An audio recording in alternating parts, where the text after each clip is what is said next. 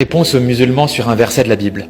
Beaucoup de musulmans utilisent Matthieu 10, verset 34 pour dire que Jésus n'est pas venu apporter l'amour et la paix, mais la guerre. Lisons-le. Ne croyez pas que je sois venu apporter la paix sur la terre. Je ne suis pas venu apporter la paix, mais l'épée. Quand on n'est pas très malin, on peut effectivement croire que Jésus est en train de nous dire là qu'il est venu pour lancer la guerre. Mais ça ne correspond pas du tout à ses autres enseignements.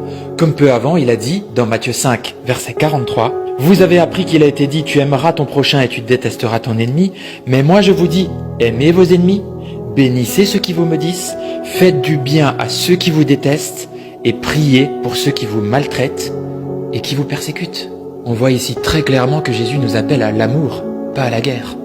Donc, comment expliquer Matthieu 10, verset 34 ? Ne croyez pas que je sois venu apporter la paix sur la terre, je ne suis pas venu apporter la paix, mais l'épée. Lisons le verset suivant. Car je suis venu mettre la division entre l'homme et son père, entre la fille et sa mère, entre la belle-fille et sa belle-mère, et l'on aura pour ennemis les membres de sa famille. Et nous aurons pour ennemis les membres de notre famille. Eh bien, la réponse se trouve justement chez vous, les musulmans. Pas seulement, mais surtout chez vous. Que se passe-t-il le plus souvent lorsqu'une jeune fille dans une famille musulmane rencontre Christ et devient chrétienne? Il y a division entre cette fille et sa mère, n'est-ce pas? Que se passe-t-il dans la plupart des pays musulmans lorsque des musulmans deviennent chrétiens? Ils doivent se cacher, même de leur propre famille.